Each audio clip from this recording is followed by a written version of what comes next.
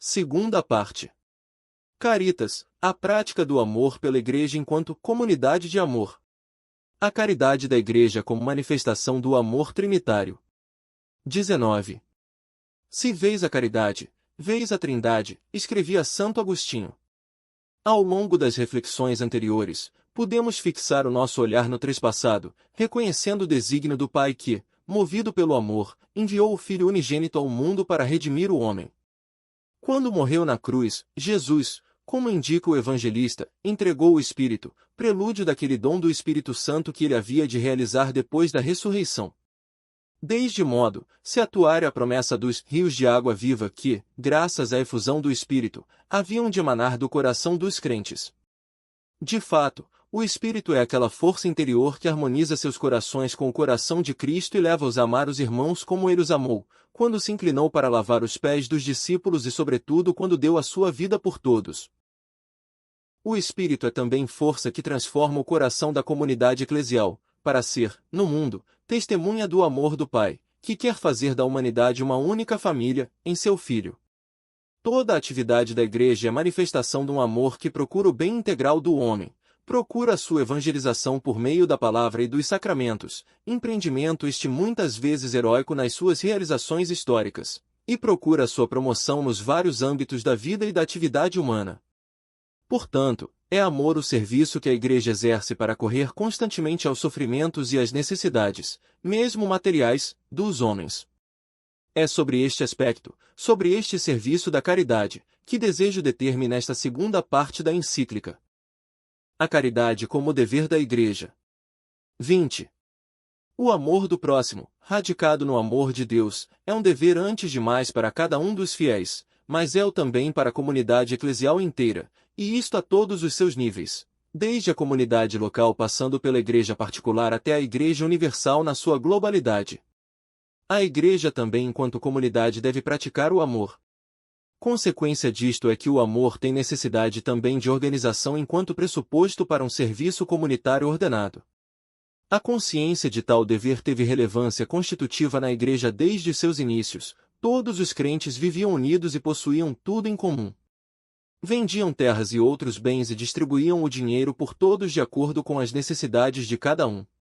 Lucas conta-nos isto no quadro de uma espécie de definição da Igreja, entre cujos elementos constitutivos enumera a adesão ao ensino dos apóstolos, a comunhão, koinonia, a fracção do pão e as orações.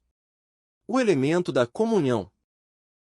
Koinonia, que aqui ao início não é especificado, aparece depois concretizado nos versículos anteriormente citados, consiste precisamente no fato de os crentes terem tudo em comum, pelo que, no seu meio, já não subsiste a diferença entre ricos e pobres. Com o crescimento da Igreja, esta forma radical de comunhão material, verdade se diga, não pôde ser mantida. Mas o núcleo essencial ficou. No seio da comunidade dos crentes não deve haver uma forma de pobreza tal que sejam negados a alguém os bens necessários para uma vida condigna. 21. Um passo decisivo na difícil busca de soluções para realizar este princípio eclesial fundamental torna-se patente naquela escolha de 7 homens que foi o início do ofício diaconal. De fato, na Igreja primitiva tinha-se gerado, na distribuição cotidiana às viúvas, uma disparidade entre a parte de língua hebraica e a de língua grega. Os apóstolos, a quem estavam confiados antes de mais a oração, Eucaristia e liturgia, e o serviço da palavra, sentiram-se excessivamente carregados pelo serviço das mesas, decidiram, por isso, reservar para eles o ministério principal e criar para outra mansão, também ela necessária na Igreja, um organismo de 7 pessoas. Mas este grupo não devia realizar um serviço meramente técnico de distribuição, deviam ser homens cheios do Espírito Santo e de sabedoria. Quer dizer que o serviço social que tinham de cumprir era concreto sem dúvida alguma, mas ao mesmo tempo era também um serviço espiritual. Tratava-se, na verdade, de um ofício verdadeiramente espiritual, que realizava um dever essencial da Igreja, o do amor bem ordenado ao próximo. Com a formação deste organismo dos 7, a diaconia, o serviço do amor ao próximo exercido comunitariamente e de modo ordenado, ficará instaurada na estrutura fundamental da própria Igreja. 22. Com o passar dos anos e a progressiva difusão da Igreja, a prática da caridade confirmou-se como um dos seus âmbitos essenciais, juntamente com a administração dos sacramentos e o anúncio da palavra. Praticar o amor para com as viúvas e os órfãos, os presos, os doentes e necessitados de qualquer gênero pertence tanto à sua essência como o serviço dos sacramentos e o anúncio do Evangelho. A Igreja não pode descurar o serviço da caridade, tal como não pode negligenciar os sacramentos nem a palavra. Para o demonstrar, bastam alguns exemplos. O mártir Justino, no contexto da celebração dominical dos cristãos, descreve também a sua atividade caritativa relacionada com a Eucaristia enquanto tal. As pessoas abastadas fazem a sua oferta na medida das suas possibilidades, cada uma o que quer. O bispo serve-se disso para sustentar os órfãos, as viúvas e aqueles que por doença ou outros motivos passam necessidade, e também os presos e os forasteiros. O grande escritor cristão Tertuliano conta como a solicitude dos cristãos pelos necessitados de qualquer gênero suscitava a admiração dos pagãos. E, quando Inácio de Antioquia designa a Igreja de Roma como aquela que preside a caridade, agape, pode-se supor que ele quisesse, com tal definição, exprimir de qualquer modo também a sua atividade caritativa concreta. 23. Neste contexto, pode revelar-se útil uma referência às estruturas jurídicas primitivas que tinham a ver com o serviço da caridade na Igreja. A meados do século IV ganha forma no Egito a chamada diaconia, que é, nos diversos mosteiros, a instituição responsável pelo conjunto das atividades assistenciais, pelo serviço precisamente da caridade. A partir destes inícios, desenvolve-se até ao século VI no Egito uma corporação com plena capacidade jurídica, a qual as autoridades civis confiam mesmo uma parte do trigo para distribuição pública. No Egito, não só cada mosteiro mas também cada diocese acabou por ter a sua diaconia, uma instituição que se expande depois quer no Oriente quer no Ocidente. O Papa Gregório Magno fala da diaconia de Nápoles. Relativamente a Roma, as diaconias são documentadas a partir dos séculos VII e VIII. Mas naturalmente já antes, e logo desde os primórdios, a atividade assistencial aos pobres e doentes, segundo os princípios da vida cristã expostos nos Atos dos Apóstolos, era parte essencial da Igreja de Roma. Este dever encontra uma sua viva expressão na figura do diácono Lourenço. A dramática descrição do seu martírio era já conhecida por Santo Ambrósio e, no seu núcleo, mostra-nos seguramente a figura autêntica do santo. Após a prisão dos seus irmãos na fé e do Papa, a ele, como responsável pelo cuidado dos pobres de Roma, fora concedido mais algum tempo de liberdade, para recolher os tesouros da Igreja e entregá-los às autoridades civis. Lourenço distribuiu o dinheiro disponível pelos pobres, depois, apresentou estes às autoridades como sendo o verdadeiro tesouro da Igreja. Independentemente da credibilidade histórica que se queira atribuir a tais particulares, Lourenço ficou presente na memória da Igreja como o grande expoente da caridade eclesial. 24. Uma alusão merece a figura do imperador Juliano o Apóstata, porque demonstra uma vez mais quão essencial era para a Igreja dos primeiros séculos a caridade organizada e praticada. Criança de 6 anos, Juliano assistira ao assassínio de seu pai, de seu irmão e de outros familiares pelas guardas do Palácio Imperial. Esta brutalidade atribuiu a ele, com razão ou sem ela, ao imperador Constâncio, que se fazia passar por um grande cristão. Em consequência disso, a fé cristã acabou desacreditada a seus olhos uma vez por todas. Feito imperador, decide restaurar o paganismo, a antiga religião romana, mas ao mesmo tempo reformá-lo para se tornar realmente a força propulsora do império. Para isso, inspirou-se largamente no cristianismo. Instaurou uma hierarquia de metropolitas e sacerdotes. Estes deviam promover o amor a Deus e ao próximo.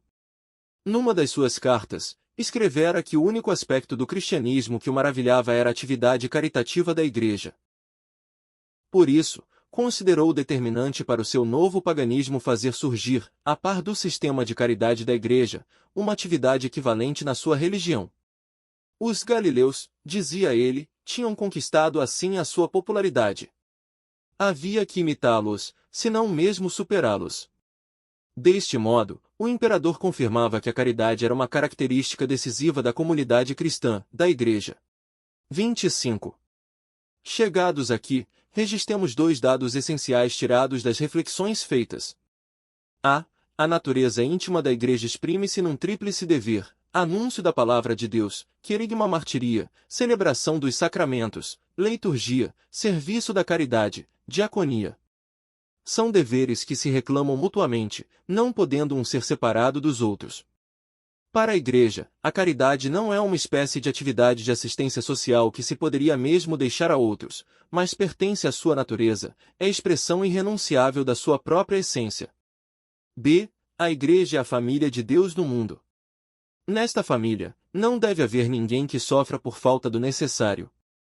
Ao mesmo tempo, porém, a Caritas Agape estende-se para além das fronteiras da Igreja. A parábola do bom samaritano permanece como critério de medida, impondo a universalidade do amor que se inclina para o necessitado encontrado por acaso, seja ele quem for.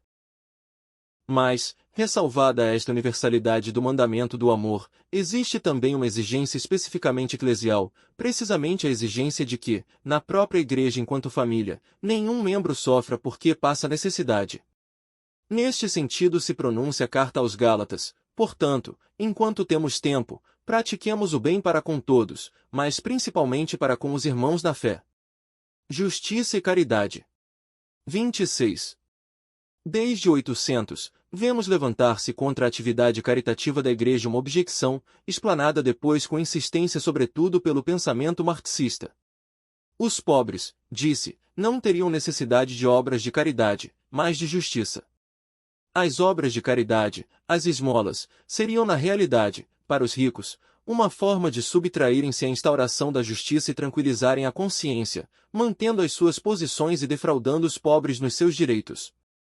Em vez de contribuir com as diversas obras de caridade para a manutenção das condições existentes, seria necessário criar uma ordem justa, na qual todos receberiam a sua respectiva parte de bens da terra e, por conseguinte, já não teriam necessidade das obras de caridade. Algo de verdade existe, devemos reconhecê-lo, nesta argumentação, mas há também, e não pouco, de errado. É verdade que a norma fundamental do Estado deve ser a prossecução da justiça e que a finalidade de uma justa ordem social é garantir a cada um, no respeito do princípio da subsidiariedade, a própria parte nos bens comuns. Isto mesmo sempre o tem sublinhado a doutrina cristã sobre o Estado e a doutrina social da Igreja. Do ponto de vista histórico, a questão da justa ordem da coletividade entrou numa nova situação com a formação da sociedade industrial no 800. A aparição da indústria moderna dissolveu as antigas estruturas sociais e provocou, com a massa dos assalariados, uma mudança radical na composição da sociedade, no seio da qual a relação entre capital e trabalho se tornou a questão decisiva, questão que, sob esta forma, era desconhecida antes. As estruturas de produção e o capital tornaram-se o novo poder que, colocado nas mãos de poucos, comportava para as massas operárias uma privação de direitos, contra a qual era preciso revoltar-se. 27. Forçoso é admitir que os representantes da Igreja só lentamente se foram dando conta de que se colocava em moldes novos o problema da justa estrutura da sociedade. Não faltaram pioneiros. Um deles, por exemplo, foi o bispo Queteler de Mogúncia. Como resposta às necessidades concretas, surgiram também círculos, associações, uniões, federações e sobretudo novas congregações religiosas que, no 800, desceram em campo contra a pobreza, as doenças e as situações de carência no setor educativo. Em 1891, entrou em cena o magistério pontifício com a encíclica Rerum Novarum de Leão XIII. Seguiu-se-lhe a encíclica de Pio XI 40º ano, em 1931. O Beato Papa João XXIII publicou, em 1961, a encíclica Mater e Magistra, enquanto Paulo VI, na encíclica Populorum Progressio, 1967, e na Carta Apostólica 80 Adveniens, 1971, analisou com afinco a problemática social, que entretanto se tinha agravado sobretudo na América Latina. O meu grande predecessor João Paulo II deixou-nos uma trilogia de encíclicas sociais, Laborem Exercens, 1981, Solicitudo Rei Socialis, 1987, e, por último, Centesimus Annus, 1991. Deste modo, ao enfrentar situações e problemas sempre novos, foi-se desenvolvendo uma doutrina social católica, que em 2004 foi apresentada de modo orgânico no Compêndio da Doutrina Social da Igreja, redigido pelo Pontifício Conselho de Justiça e Paz. O marxismo tinha indicado, na Revolução Mundial e na sua preparação, a panaceia para a problemática social, através da revolução e consequente coletivização dos meios de produção, asseverava-se em tal doutrina, devia de um momento para o outro caminhar tudo de modo diverso e melhor. Este sonho desvaneceu-se. Na difícil situação em que hoje nos encontramos por causa também da globalização da economia, a doutrina social da Igreja tornou-se uma indicação fundamental, que propõe válidas orientações muito para além das fronteiras eclesiais. Tais orientações, face ao progresso em ato, devem ser analisadas em diálogo com todos aqueles que se preocupam seriamente do homem e do seu mundo. 28. Para definir com maior cuidado a relação entre o necessário empenho em prol da justiça e o serviço da caridade, é preciso anotar duas situações de fato que são fundamentais. A justa ordem da sociedade e do Estado é dever central da política. Um Estado, que não se regesse segundo a justiça, reduzir-se-ia a uma grande banda de ladrões. Como disse Agostinho uma vez, remota etaque justitia quid sunt regna nisi magna latrocinia. Pertence à estrutura fundamental do cristianismo a distinção entre o que é de César e o que é de Deus, isto é, a distinção entre Estado e Igreja ou, como diz o Concílio Vaticano II, a autonomia das realidades temporais. O Estado não pode impor a religião, mas deve garantir a liberdade da mesma e a paz entre os aderentes das diversas religiões. Por sua vez, a Igreja como expressão social da fé cristã tem a sua independência e vive, assente na fé, a sua forma comunitária, que o Estado deve respeitar. As duas esferas são distintas, mas sempre em recíproca relação. A justiça é o objetivo e, consequentemente, também a medida intrínseca de toda a política. A política é mais do que uma simples técnica para a definição dos ordenamentos públicos, a sua origem e o seu objetivo estão precisamente na justiça, e está de natureza ética. Assim, o Estado defronta-se inevitavelmente com a questão: como realizar a justiça aqui e agora? Mas esta pergunta pressupõe outra mais radical: o que é a justiça?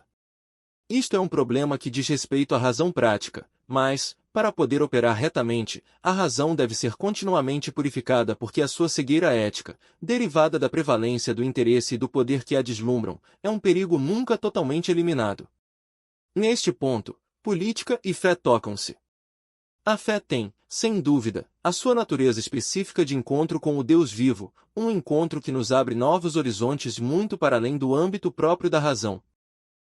Ao mesmo tempo, porém, ela serve de força purificadora para a própria razão. Partindo da perspectiva de Deus, liberta-a de suas cegueiras, e, consequentemente, ajuda-a a ser mais ela mesma. A fé consente à razão de realizar melhor a sua missão e ver mais claramente o que lhe é próprio. É aqui que se coloca a doutrina social católica. Esta não pretende conferir à Igreja poder sobre o Estado, nem quer impor, àqueles que não compartilham a fé, perspectivas e formas de comportamento que pertencem a esta. Deseja simplesmente contribuir para a purificação da razão e prestar a própria ajuda para fazer com que aquilo que é justo possa, aqui e agora, ser reconhecido e, depois, também realizado. A doutrina social da Igreja discorre a partir da razão e do direito natural, isto é, a partir daquilo que é conforme à natureza de todo ser humano. E sabe que não é tarefa da Igreja fazer ela própria valer politicamente esta doutrina, quer servir à formação da consciência na política e ajudar a crescer a percepção das verdadeiras exigências da justiça e, simultaneamente, a disponibilidade para agir com base nas mesmas, ainda que tal colidisse com situações de interesse pessoal. Isto significa que a construção de um ordenamento social e estatal justo, pelo qual seja dado a cada um o que lhe compete, é um dever fundamental que deve enfrentar de novo cada geração. Tratando-se de uma tarefa política, não pode ser encargo imediato da Igreja. Mas, como ao mesmo tempo é uma tarefa humana primária, a Igreja tem o dever de oferecer, por meio da purificação da razão e através da formação ética, a sua contribuição específica para que as exigências da justiça se tornem compreensíveis e politicamente realizáveis. A Igreja não pode nem deve tomar nas suas próprias mãos a batalha política para realizar a sociedade mais justa possível. Não pode nem deve colocar-se no lugar do Estado. Mas também não pode nem deve ficar à margem na luta pela justiça.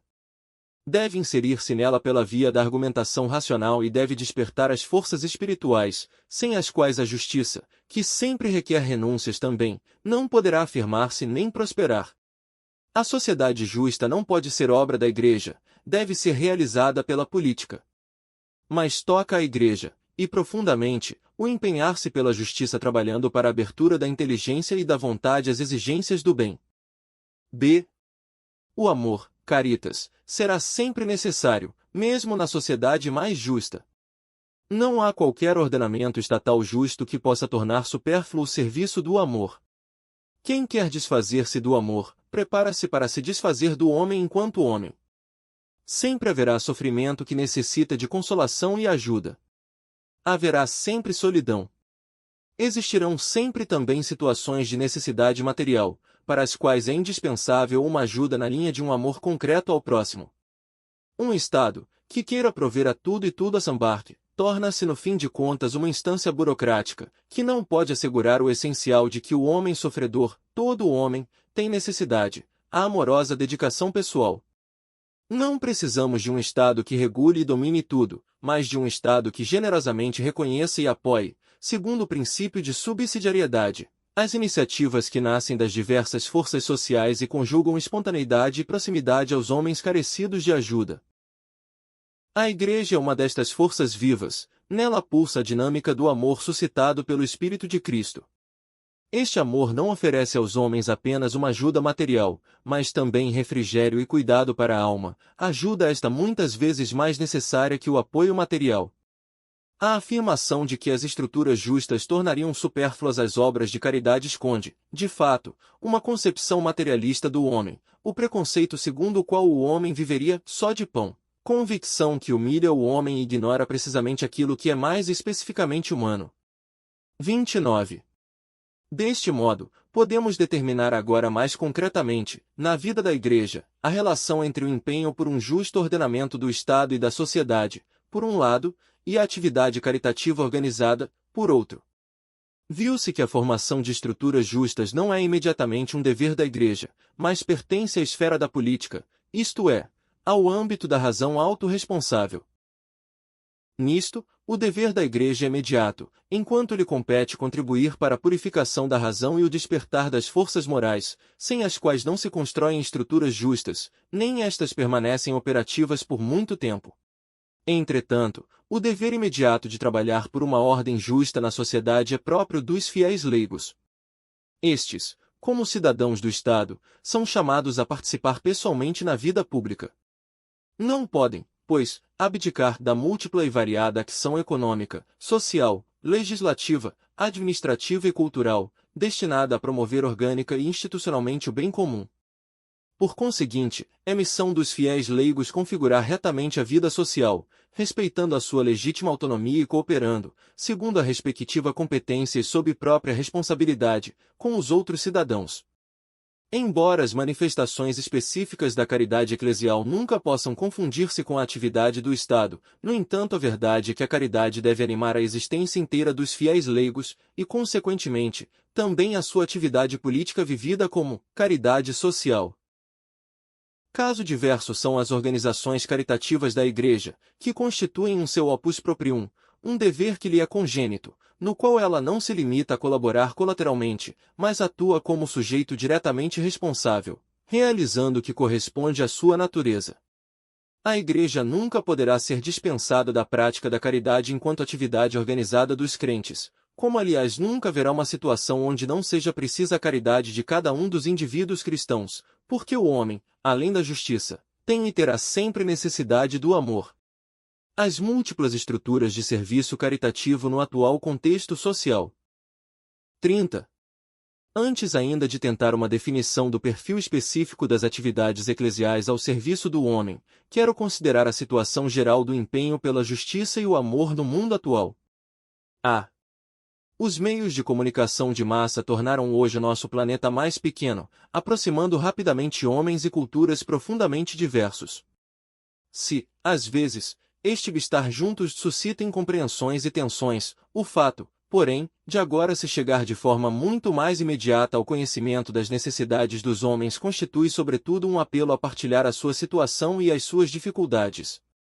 Cada dia vamos nos tornando conscientes de quanto se sofre no mundo, apesar dos grandes progressos em campo científico e técnico, por causa de uma miséria multiforme, tanto material como espiritual. Por isso, este nosso tempo requer uma nova disponibilidade para socorrer o próximo necessitado. Sublinhou já o Concílio Vaticano II com palavras muito claras. No nosso tempo, em que os meios de comunicação são mais rápidos, em que quase se venceu a distância entre os homens, a atividade caritativa pode e deve atingir as necessidades de todos os homens. Por outro lado, e trata-se de um aspecto provocatório e ao mesmo tempo encorajador do processo de globalização, o presente põe à nossa disposição inumeráveis instrumentos para prestar ajuda humanitária aos irmãos necessitados, não sendo os menos notáveis entre eles os sistemas modernos para distribuição de alimento e vestuário, e também para a oferta de habitação e acolhimento. Superando as fronteiras das comunidades nacionais, a solicitude pelo próximo tende, assim, a alargar os seus horizontes ao mundo inteiro. Justamente o pôs em relevo o Concílio Vaticano II, entre os sinais do nosso tempo, é digno de especial menção o crescente e inelutável sentido de solidariedade entre todos os povos. Os entes do Estado e as associações humanitárias apadrinham iniciativas com tal finalidade, fazendo na maior parte dos casos através de subsídios ou descontos fiscais, os primeiros, e pondo à disposição verbas consideráveis, as segundas. E assim a solidariedade expressa pela sociedade civil supera significativamente a dos indivíduos. B. Nesta situação, nasceram e desenvolveram-se numerosas formas de colaboração entre as estruturas estatais e as eclesiais, que se revelaram frutuosas. As estruturas eclesiais, com a transparência da sua ação e a fidelidade ao dever de testemunhar o amor, poderão animar de maneira cristã também as estruturas civis, favorecendo uma recíproca coordenação que não deixará de potenciar a eficácia do serviço caritativo. Neste contexto, formaram-se também muitas organizações com fins caritativos ou filantrópicos, que procuram, face aos problemas sociais e políticos existentes, alcançar soluções satisfatórias sob o aspecto humanitário. Um fenômeno importante do nosso tempo é a aparição e difusão de diversas formas de voluntariado, que se ocupam de uma pluralidade de serviços. Desejo aqui deixar uma palavra de particular apreço e gratidão a todos aqueles que participam, de diversas formas, nestas atividades. Tal empenho generalizado constitui, para os jovens, uma escola de vida que educa para a solidariedade e a disponibilidade a darem não simplesmente qualquer coisa, mas darem-se a si próprios. A anticultura da morte, que se exprime por exemplo na droga, contrapõe-se deste modo ao amor que não procura o próprio interesse, mas que, precisamente na disponibilidade a perder-se a si mesmo pelo outro, se revela como cultura da vida.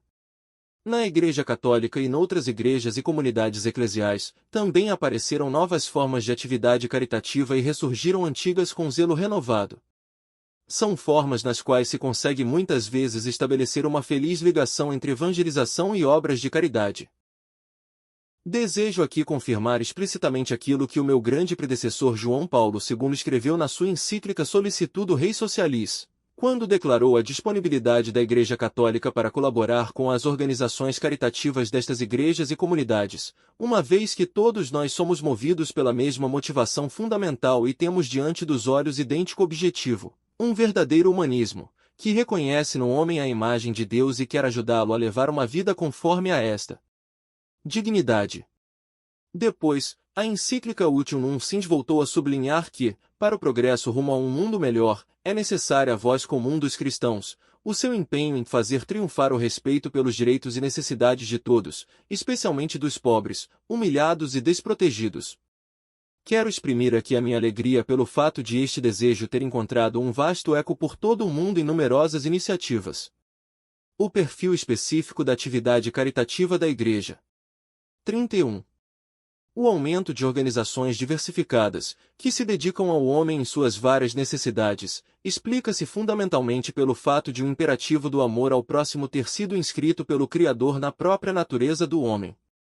Mas, o referido aumento é efeito também da presença, no mundo, do cristianismo, que não cessa de despertar e tornar eficaz este imperativo, muitas vezes profundamente obscurecido no decurso da história. A reforma do paganismo, tentada pelo imperador Juliano o Apóstata, é apenas um exemplo incipiente de tal eficácia. Neste sentido, a força do cristianismo propaga-se muito para além das fronteiras da fé cristã. Por isso, é muito importante que a atividade caritativa da Igreja mantenha todo o seu esplendor e não se dissolva na organização assistencial comum, tornando-se uma simples variante da mesma. Mas, então quais são os elementos constitutivos que formam a essência da caridade cristã e eclesial? A. Segundo o modelo oferecido pela parábola do bom samaritano, a caridade cristã é, em primeiro lugar, simplesmente a resposta àquilo que, numa determinada situação, constitui a necessidade imediata. Os famintos devem ser saciados, os nus vestidos, os doentes tratados para se curarem, os presos visitados, etc. As organizações caritativas da Igreja, a começar pela Caritas, diocesana, nacional e internacional, devem fazer o possível para colocar à disposição os correlativos meios e sobretudo os homens e mulheres que assumam tais tarefas. Relativamente ao serviço que as pessoas realizam em favor dos doentes, requer-se antes de mais a competência profissional. Os socorristas devem ser formados de tal modo que saibam fazer a coisa justa de modo justo, assumindo também o compromisso de continuar o tratamento. A competência profissional é uma primeira e fundamental necessidade, mas por si só não basta. É que se trata de seres humanos, e estes necessitam sempre de algo mais que um tratamento apenas tecnicamente correto, têm necessidade de humanidade, precisam da atenção do coração. Todos os que trabalham nas instituições caritativas da Igreja devem distinguir-se pelo fato de que não se limitam a executar habilidosamente a ação conveniente naquele momento, mas dedicam-se ao outro com as atenções sugeridas pelo coração, de modo que ele sinta a sua riqueza de humanidade. Por isso, para tais agentes, além da preparação profissional, requer-se também e sobretudo a formação do coração. É preciso levá-los àquele encontro com Deus em Cristo que nele suscite o amor e abra o seu íntimo ao outro de tal modo que, para eles, o amor do próximo já não seja um mandamento por assim dizer imposto de fora, mas uma consequência resultante da sua fé que se torna operativa pelo amor. B. A atividade caritativa cristã deve ser independente de partidos e ideologias. Não é um meio para mudar o mundo de maneira ideológica, nem está ao serviço de estratégias mundanas, mas é a atualização aqui e agora daquele amor de que o homem sempre tem necessidade. O tempo moderno, sobretudo a partir do 800, aparece dominado por diversas variantes de uma filosofia do progresso, cuja forma mais radical é o marxismo. Uma parte da estratégia marxista é a teoria do empobrecimento. Esta defende que, numa situação de poder injusto, quem ajuda o homem com iniciativas de caridade, coloca-se de fato ao serviço daquele sistema de injustiça, fazendo resultar, pelo menos até certo ponto, suportável. Deste modo fica refreado o potencial revolucionário e, consequentemente, bloqueada a reviravolta para um mundo melhor. Por isso, se contesta e ataca a caridade como sistema de conservação do status quo. Na realidade, esta é uma filosofia desumana. O homem que vive no presente é sacrificado ao molós do futuro, um futuro cuja efetiva realização permanece pelo menos duvidosa. Na verdade, a humanização do mundo não pode ser promovida renunciando, de momento, a comportar-se de modo humano. Só se contribui para um mundo melhor, fazendo bem agora e pessoalmente, com paixão e em todo o lado onde for possível, independentemente de estratégias e programas de partido. O programa do cristão, o programa do bom samaritano, o programa de Jesus, é um coração que vê. Este coração vê onde há necessidade de amor, e atua em consequência. Obviamente, quando a atividade caritativa é assumida pela Igreja como iniciativa comunitária, a espontaneidade do indivíduo há que acrescentar também a programação, a previdência, a colaboração com outras instituições idênticas. C. Além disso, a caridade não deve ser um meio em função daquilo que hoje é indicado como proselitismo. O amor é gratuito, não é realizado para alcançar outros fins. Isto, porém, não significa que a ação caritativa deva, por assim dizer, deixar Deus e Cristo de lado. Sempre está em jogo o homem todo. Muitas vezes é precisamente a ausência de Deus a raiz mais profunda do sofrimento. Quem realiza a caridade em nome da Igreja, nunca procurará impor aos outros a fé da Igreja. Sabe que o amor, na sua pureza e gratuidade, é o melhor testemunho do Deus em que acreditamos e pelo qual somos impelidos a amar.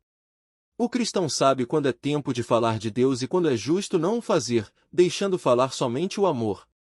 Sabe que Deus é amor e torna-se presente precisamente nos momentos em que nada mais se faz a não ser amar. Sabe, voltando às questões anteriores, que o vilipêndio do amor é vilipêndio de Deus e do homem, é a tentativa de prescindir de Deus. Consequentemente, a melhor defesa de Deus e do homem consiste precisamente no amor.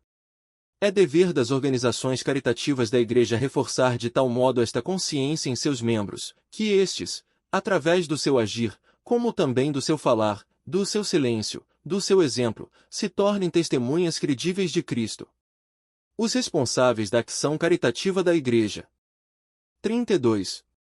Por último, devemos ainda fixar a nossa atenção sobre os responsáveis pela ação caritativa da Igreja, a que já aludimos. Das reflexões feitas anteriormente, resulta claramente que o verdadeiro sujeito das várias organizações católicas que realizam um serviço de caridade é a própria Igreja, e isto a todos os níveis, a começar das paróquias passando pelas igrejas particulares até chegar à Igreja Universal. Por isso, foi muito oportuna a instituição do Pontifício Conselho Coronum, feita pelo meu venerado predecessor Paulo VI, como instância da Santa Sé responsável pela orientação e coordenação entre as organizações e as atividades caritativas promovidas pela Igreja Católica. Depois, é consono à estrutura episcopal da Igreja o fato de, nas igrejas particulares, caber aos bispos enquanto sucessores dos apóstolos a primeira responsabilidade pela realização, mesmo atualmente, do programa indicado nos Atos dos Apóstolos. A Igreja enquanto família de Deus deve ser, hoje como ontem, um espaço de ajuda recíproca e simultaneamente um espaço de disponibilidade para servir mesmo aqueles que, fora dela, têm necessidade de ajuda. No rito de ordenação episcopal, o ato verdadeiro e próprio de consagração é precedido por algumas perguntas ao candidato, nas quais se exprimem os elementos essenciais do seu ofício e são-lhe lembrados os deveres do seu futuro ministério. Neste contexto, o ordenando promete expressamente que será, em nome do Senhor, bondoso e compassivo com os pobres e todos os necessitados de conforto e ajuda. O Código de Direito Canônico, nos cânones relativos ao ministério episcopal, não trata explicitamente da caridade como âmbito específico da atividade episcopal, falando apenas em geral do dever que tem o bispo de coordenar as diversas obras de apostolado no respeito da índole própria de cada uma. Recentemente, porém, o Diretório para o Ministério Pastoral dos Bispos aprofundou, de forma mais concreta, o dever da caridade como tarefa intrínseca da Igreja inteira e do bispo na sua diocese, sublinhando que a prática da caridade é um ato da Igreja enquanto tal e que também ela, tal como o serviço da palavra e dos sacramentos, faz parte da essência da sua missão originária. 33. No que diz respeito aos colaboradores que realizam, a nível prático, o trabalho caritativo na Igreja, foi dito já o essencial, eles não se devem inspirar nas ideologias do melhoramento do mundo, mas deixarem-se guiar pela fé que atua pelo amor. Por isso, devem ser pessoas movidas antes de mais nada pelo amor de Cristo, pessoas cujo coração Cristo conquistou com o seu amor, nele despertando o amor ao próximo.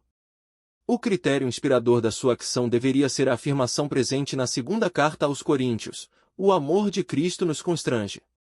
A consciência de que, em ele, o próprio Deus se entregou por nós até a morte, deve induzir-nos a viver, não mais para nós mesmos, mas para ele, com ele, para os outros. Quem ama Cristo, ama a Igreja e quer que esta seja cada vez mais expressão e instrumento do amor que dele dimana. O colaborador de qualquer organização caritativa católica quer trabalhar com a Igreja, e consequentemente com o bispo, para que o amor de Deus se espalhe no mundo. Com a sua participação na prática eclesial do amor, quer ser testemunha de Deus e de Cristo e, por isso mesmo, quer fazer bem aos homens gratuitamente. 34. A abertura interior à dimensão católica da Igreja não poderá deixar de predispor o colaborador a sintonizar-se com as outras organizações que estão ao serviço das várias formas de necessidade, mas isso deverá verificar-se no respeito do perfil específico do serviço requerido por Cristo aos seus discípulos. No seu hino à caridade, São Paulo ensina-nos que a caridade é sempre algo mais do que mera atividade, ainda que distribua todos os meus bens em esmolas e entregue o meu corpo a fim de ser queimado, se não tiver caridade, de nada me aproveita. Este hino deve ser a magna carta de todo o serviço eclesial. Nele se encontram resumidas todas as reflexões que fiz sobre o amor, ao longo desta carta encíclica. A ação prática resulta insuficiente se não for palpável nela o amor pelo homem, um amor que se nutre do encontro com Cristo. A íntima participação pessoal nas necessidades e no sofrimento do outro torna-se assim um dar-se-lhe a mim mesmo, para que o dom não humilhe o outro. Devo não apenas dar-lhe qualquer coisa minha, mas dar-me a mim mesmo. Devo estar presente no dom como pessoa. 35. Este modo justo de servir torna humilde o agente. Este não assume uma posição de superioridade face ao outro, por mais miserável que possa ser de momento a sua situação. Cristo ocupou o último lugar no mundo, a cruz, e, precisamente com esta humildade radical, nos redimiu e ajuda sem cessar. Quem se acha em condições de ajudar há de reconhecer que, precisamente deste modo, é ajudado ele próprio também. Não é mérito seu nem título de glória o fato de poder ajudar. Esta tarefa é graça. Quanto mais alguém trabalhar pelos outros, tanto melhor compreenderá e assumirá como própria esta palavra de Cristo: somos servos inúteis. Na realidade, ele reconhece que age, não em virtude de uma superioridade ou uma maior eficiência pessoal, mas porque o Senhor lhe concedeu este domingo. Às vezes, a excessiva vastidão das necessidades e as limitações do próprio agir poderão expô-lo à tentação do desânimo. Mas é precisamente então que lhe serve de ajuda saber que, em última instância, ele não passa de um instrumento nas mãos do Senhor, libertar-se-á assim da presunção de dever realizar, pessoalmente sozinho, o necessário melhoramento do mundo. Com humildade, fará o que lhe for possível realizar e, com humildade, confiará o resto ao Senhor. É Deus quem governa o mundo, não nós. Prestamos-lhe apenas o nosso serviço por quanto podemos e até onde ele nos dá a força. Mas, fazer tudo o que nos for possível e com a força de que dispomos, tal é o dever que mantém o servo bom de Cristo sempre em movimento. O amor de Cristo nos constrange. 36. A experiência da incomensurabilidade das necessidades pode, por um lado, fazer-nos cair na ideologia que pretende realizar agora aquilo que o governo do mundo por parte de Deus, pelos vistos, não consegue, a solução universal de todo o problema. Por outro lado, aquela pode tornar-se uma tentação para a inércia a partir da impressão de que, seja como for, nunca se levaria nada a termo.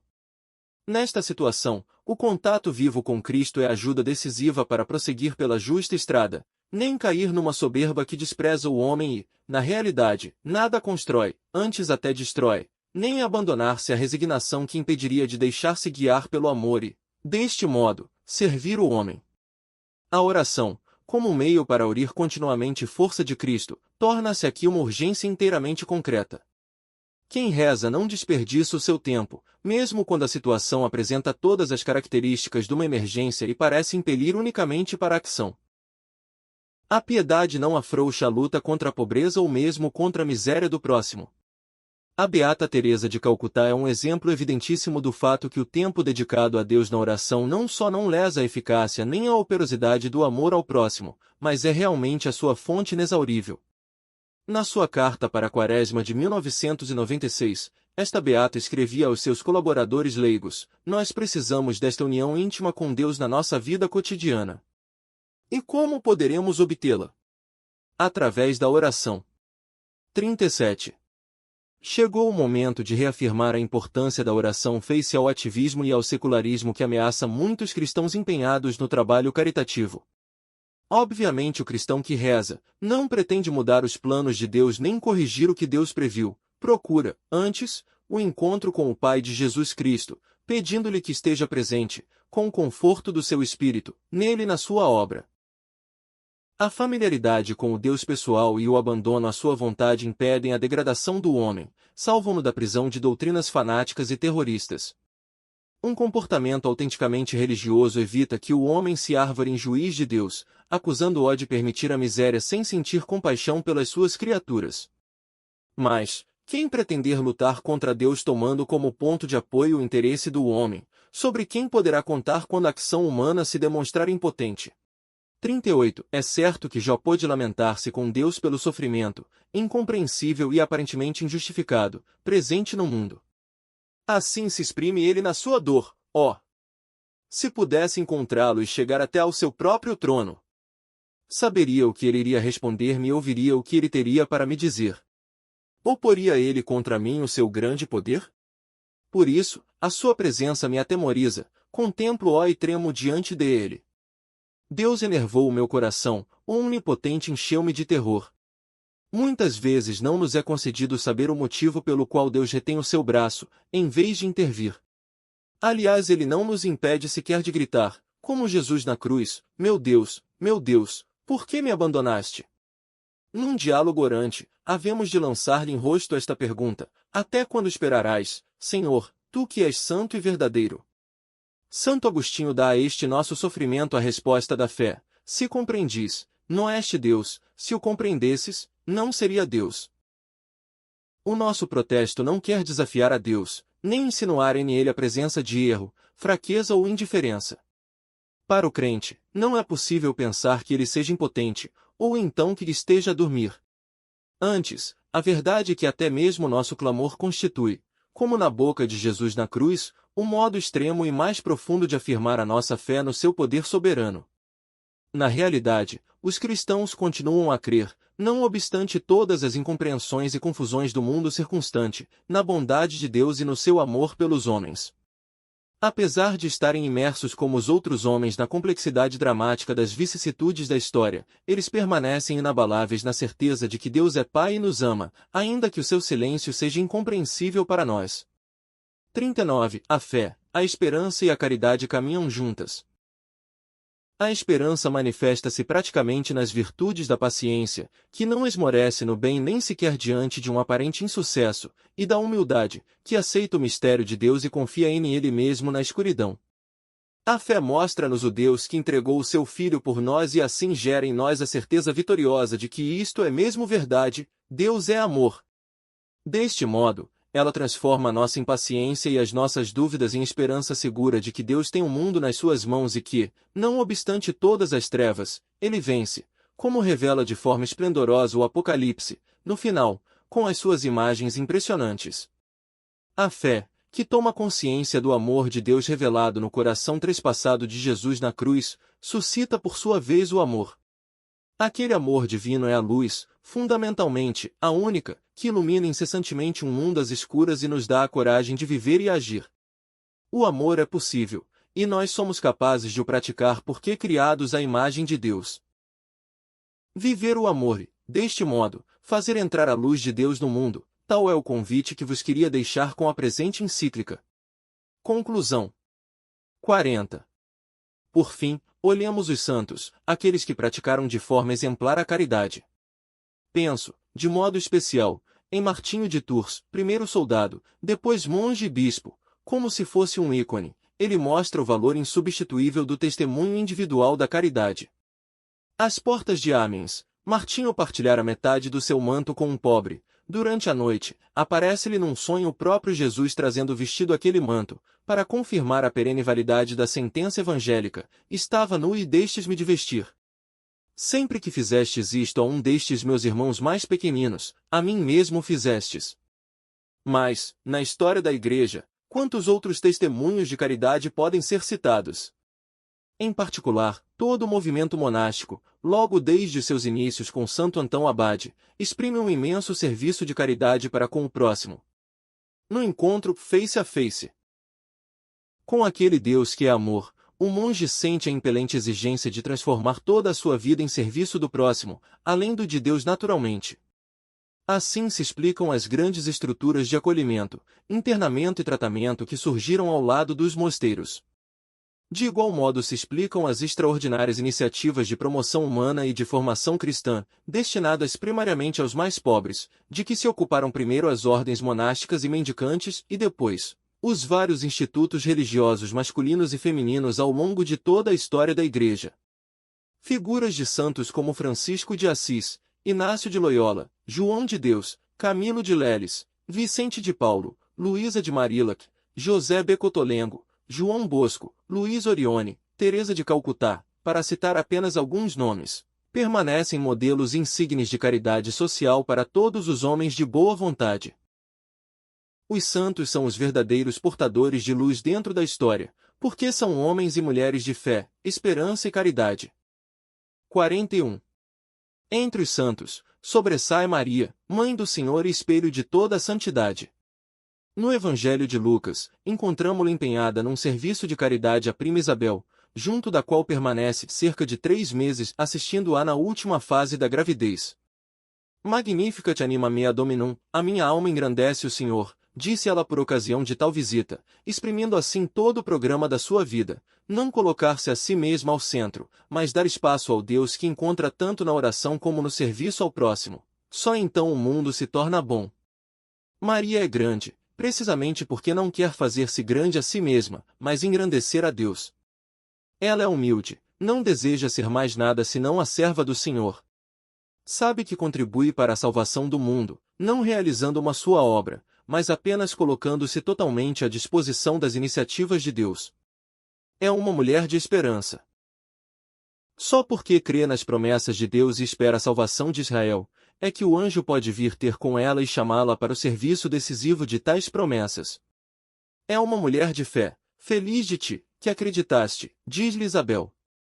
O Magnificat, um retrato, por assim dizer, da sua alma, é inteiramente tecido com fios da Sagrada Escritura, com fios tirados da Palavra de Deus. Desta maneira se manifesta que ela se sente verdadeiramente em casa na Palavra de Deus, dela sai e a ela volta com naturalidade. Fala e pensa com a Palavra de Deus, esta torna-se palavra de ela, e a sua palavra nasce da Palavra de Deus. Além disso, fica assim patente que os seus pensamentos estão em sintonia com os de Deus, que o de ela é um querer juntamente com Deus. Vivendo intimamente permeada pela Palavra de Deus, ela pôde tornar-se mãe da Palavra encarnada. Enfim, Maria é uma mulher que ama. E como poderia ser de outro modo? Enquanto o crente que na fé pensa com os pensamentos de Deus e quer com a vontade de Deus, ela não pode ser senão uma mulher que ama. Isto mesmo intuímos nós nos gestos silenciosos que nos referem os relatos evangélicos da infância. Vemo-lo na delicadeza com que, em Caná, se dá conta da necessidade em que se acham os esposos e apresenta a Jesus. Vemo-lo na humildade com que ela aceita ser transcurada no período da vida pública de Jesus, sabendo que o filho deve fundar uma nova família e que a hora da mãe chegará apenas no momento da cruz, que será a verdadeira hora de Jesus. Então, quando os discípulos tiverem fugido, Maria permanecerá junto da cruz. Mais tarde, na hora de Pentecostes, serão eles a juntar-se ao redor dela à espera do Espírito Santo. 42. A vida dos santos não pertence somente à sua biografia terrena, mas também ao seu viver e agir em Deus depois da morte. Nos santos, torna-se óbvio como quem caminha para Deus não se afasta dos homens, antes pelo contrário torna-se-lhes verdadeiramente vizinho. Em ninguém vemos melhor isto do que em Maria. A palavra do crucificado ao discípulo, a João e, através dele, a todos os discípulos de Jesus, eis aí a tua mãe, torna-se sempre de novo verdadeira no decurso das gerações. Maria tornou-se realmente mãe de todos os crentes. A sua bondade materna e bem assim a sua pureza e beleza virginal, recorrem os homens de todos os tempos e lugares do mundo nas suas necessidades e esperanças, nas suas alegrias e sofrimentos, nos seus momentos de solidão mas também na partilha comunitária, e sempre experimentam o benefício da sua bondade, o amor inexaurível que ela exala do fundo do seu coração. Os testemunhos de gratidão, tributados a ela em todos os continentes e culturas, são o reconhecimento daquele amor puro que não se busca a si próprio, mas quer simplesmente o bem. A devoção dos fiéis mostra, ao mesmo tempo, a infalível intuição de como um tal amor é possível, é o graças à mais íntima união com Deus, em virtude da qual se fica totalmente permeado por Ele, condição esta que permite, a quem bebeu na fonte do amor de Deus, tornar-se Ele próprio uma fonte da qual jorram rios de água viva. Maria, Virgem e Mãe, mostra-nos o que é o amor e donde este tem a sua origem e recebe incessantemente a sua força. A ela confiamos a Igreja, a sua missão ao serviço do amor. Santa Maria, Mãe de Deus, vós destes ao mundo a luz verdadeira. Jesus, vosso Filho, Filho de Deus, entregastes-vos completamente ao chamamento de Deus, e assim vos tornastes fonte da bondade que brota dele. Mostrai-nos Jesus. Guiai-nos para ele. Ensinai-nos a conhecê-lo e a amá-lo, para podermos também nós tornar-nos capazes de verdadeiro amor e de ser fontes de água viva no meio de um mundo sequioso. Dado em Roma, junto de São Pedro, no dia 25 de dezembro, solenidade do Natal do Senhor, de 2005, primeiro ano de pontificado. Benedictus pp. 16.